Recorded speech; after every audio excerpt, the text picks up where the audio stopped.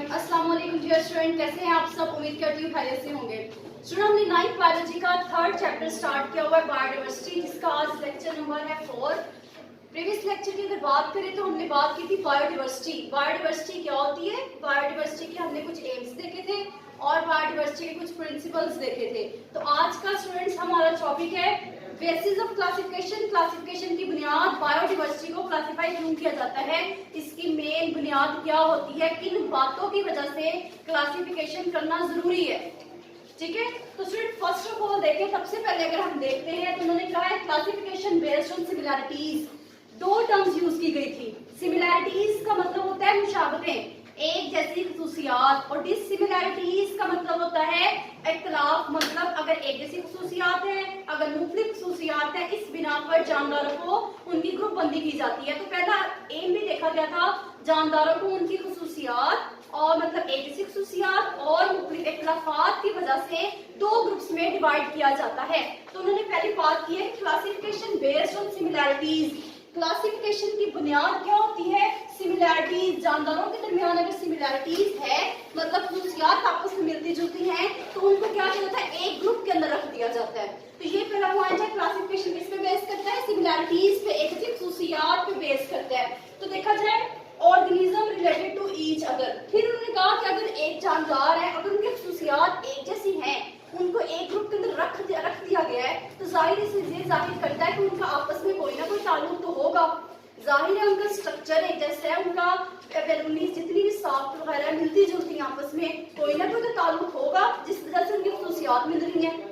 ठीक है, नेक्स्ट हम बात करते हैं similar organisms related in their evolutionary history.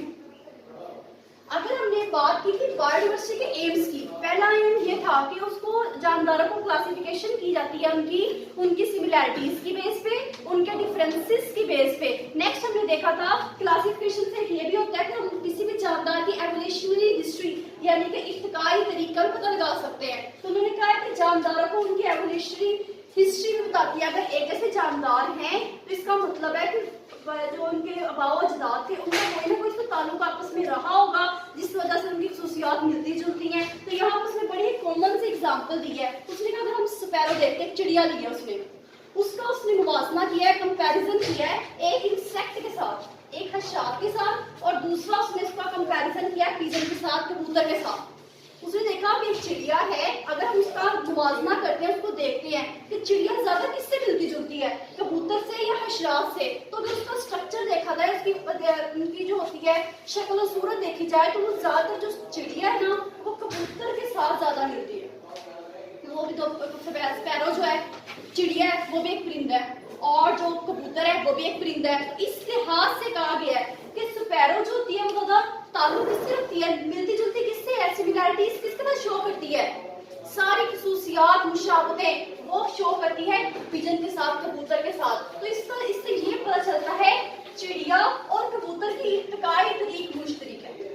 मतलब अगर उनका एक दूसरे में कुछ सिमिलैरिटीज है ना, वो आपस में मिल जुल रहे हैं, तो इसका मतलब है कि कल को उनके जो वालिदैन से बावजदाद थे, उनका आपस में कोई ना कोई तो ताल्लुक हुआ होगा। हो सकता है वो एक ही, उनके जो बावजदाद वो एक ही हो, बाद में कुछ खसूसियात चेंज हो सकती हो।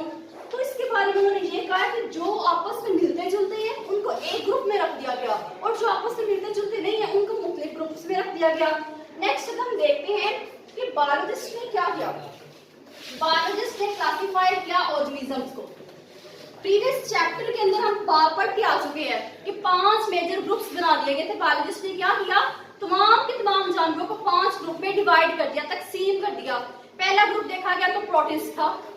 नेक्स्ट हमने बात की, उसके अंदर कुछ आते हैं, कुछ प्रोकैरियोट्स आते हैं, कुछ प्रोटिस्टास आते हैं, उनके अंदर फंजाई आते हैं, उनके अंदर प्लांट्स आते हैं, उसके अंदर एनिमल्स आते हैं। तो प्रीवियस लेक्चर में भी हमने फर्स्ट चैप्टर में भी कहा है कि बायोलॉजिस्ट ने क्या किया, जानदारों को बड़े ग्रुप्स के अंदर 5 बड़े ग्रुप्स बनाए हैं। तो 5 बड़े ग्रुप्स ये थे। अब उन्होंने क्या किया, 5 बड़े ग्रुप तो बना लिए, उन ग्रुप के अंदर भी ये 5 ग्रुप कितने बनाए थे, 5 ग्रुप बनाए थे। फर्स्ट ग्रुप हम पढ़ के आ चुके हैं, प्रोकैरियोट्स है। सेकंड हमने देखा था प्रोटिस्ट है। थर्ड फंजाई था। फोर्थ इसके अंदर एनिमिलिया, एंड फिफ्थ वन इसके अंदर प्लांटी था। अब उसने कहा कि अगर जानदारों ने 5 ग्रुप तो बना दिए हैं, क्यों ना इस ग्रुप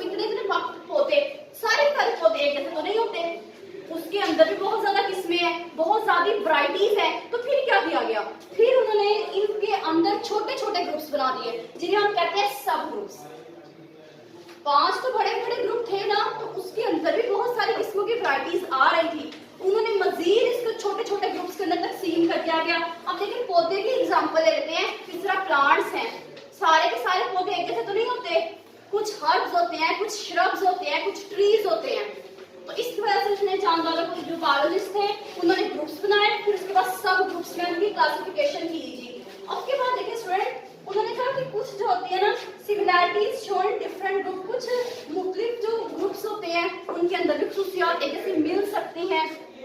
उन्होंने कहा कि अगर देखा जाए कि ऐसी कौन सी वजह है कि हम क्या करते हैं, मुख्तलिफ ग्रुप्स के जो जानदार हैं उनको एक ही ग्रुप के अंदर रख देते हैं। तो उसकी 3 वजूहात मेन है।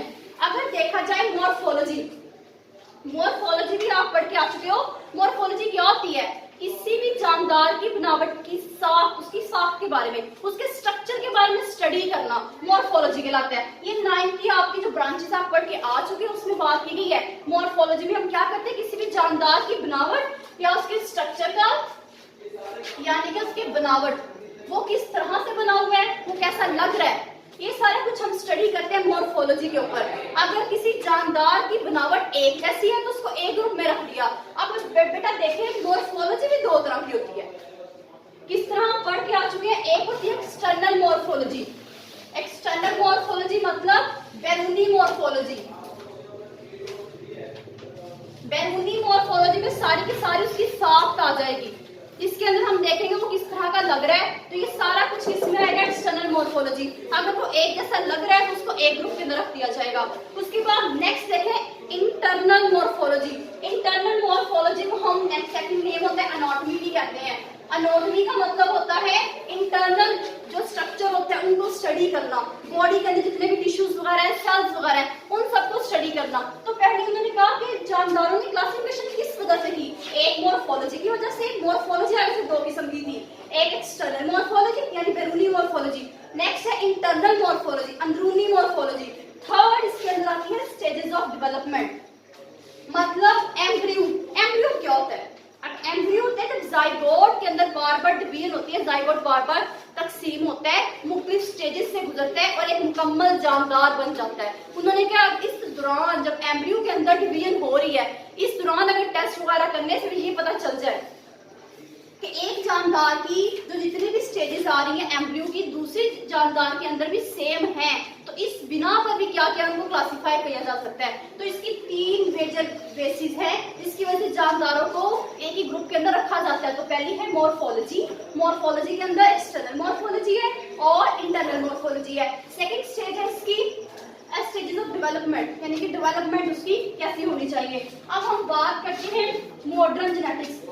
बच्चों ये जो बात थी ना मॉर्फोलॉजी की, stages of morphology, external morphology, internal morphology, ये प्रीवियस यूज किया जाता था। बहुत पहले के जमाने में ना ये चीजें देखी जाती थी ग्रुप्स के अंदर ऑर्गेनिजम्स को रखने के लिए, जानदारों की ग्रुप बंदी करने के लिए। अब ऐसा नहीं है, अब थोड़ा सिस्टम जो हो गया वो बड़ा डेवलप हो चुका है। आप तो यूज करते हैं मॉडर्न जेनेटिक्स। आप उन्होंने अगर किसी जानदार को एक ग्रुप के अंदर रखना है ना, तो मॉर्फोलॉजी या डेवलपमेंट ऑफ स्टेजेस नहीं देखी जाती, बल्कि क्या उनकी जेनेटिक्स देखी जाती है। और आप जेनेटिक्स के बारे में पढ़ के आ चुके हैं, जेनेटिक्स क्या होती है, जीन्स की स्टडी। तो अगर एक ऐसे जानदार जिनका डीएनए है, डीएनए मिल रहा है, उनको एक ग्रुप के अंदर रख दिया, अगर डीएनए मुख्तलिफ है उसको दूसरे ग्रुप में रख दिया। तो उसने बताया कि अब मॉडर्न जेनेटिक्स के अंदर हम क्या यूज करते हैं, डीएनए। डीएनए एक हेरिडिटी मटेरियल है, एक विरासती मादा है जो क्या करता है, एक नस्ल से दूसरी नस्ल में मुंतकिल भी हो सकता है। तो उन्होंने बताया कि अगर अब क्लासिफिकेशन की जाती है वो डीएनए की बेस पे की जाती है। तो ये आज का हमारा टॉपिक था जिसके अंदर हमने बात की थी क्लासिफिकेशन की। तो उन्होंने बताया कि क्लासिफिकेशन क्यों की जाती है, क्लासिफिकेशन की बुनियाद क्या है, इससे क्या फायदा भी हो सकता है। तो क्लासिफिकेशन की बुनियाद जो होती है जहाँ सिमिलैरिटीज भी होती है। पहली बात उसने ये की है कि अगर खुसूसियात एक जैसी होंगी तो उसको जानदारों को एक ही ग्रुप में रख दिया जाएगा। अगर और इससे क्या होता है कि अगर सिमिलैरिटीज अगर एक जैसे जानदार मिल रहे हैं तो इससे ये साबित होता है कि उनकी कोई ना कोई जो एवोल्यूशनरी हिस्ट्री, मतलब अबाव अजदाद उनका कोई ना कोई आपस में ताल्लुक जरूर होगा। नेक्स्ट हमने बात की, इसकी एग्जांपल का एक्सप्लेन करने की कोशिश की है कि स्पैरो और पिजन आपस में ज्यादा रिलेट करते हैं, इसका मतलब है कि इनकी एवोल्यूशनरी हिस्ट्री भी एक जैसी होगी। नेक्स्ट हमने इसके ग्रुप्स पे देखा, क्लासिफिकेशन के लिए दो ग्रुप्स बनाए जाते हैं, फिर सब ग्रुप्स बनाए जाते हैं। नेक्स्ट हमने देखा कि फर्दर इसको किन किन बेसिस पर स्टडी किया जाता है, तो मॉर्फोलॉजी की बेस पर, external morphology, internal morphology and then इनकी स्टेजेस। लेकिन अब जो जदीद दौर आ चुका है इसके अंदर हम देखते हैं मॉडर्न जेनेटिक्स की बेस पे क्या किया जाता है, जानदारों को क्लासिफाई किया जाता है उनके और डीएनए की बेस पर कि डीएनए मिल रहा है कि डीएनए नहीं मिलता। अगर मिल रहा है तो एक जैसे जहाँ खसूसियात रखते होंगे उनको एक ग्रुप के अंदर रख दिया जाएगा। अगर डीएनए नहीं मैच हो रहा तो इसका मतलब है डिफरेंट जो आपके पास ऑर्गेनिज्म है डिफरेंट ग्रुप से ताल्लुक रखते हैं। तो इसके बाद नेक्स्ट हम बात करेंगे हमारे नेक्स्ट टॉपिक की,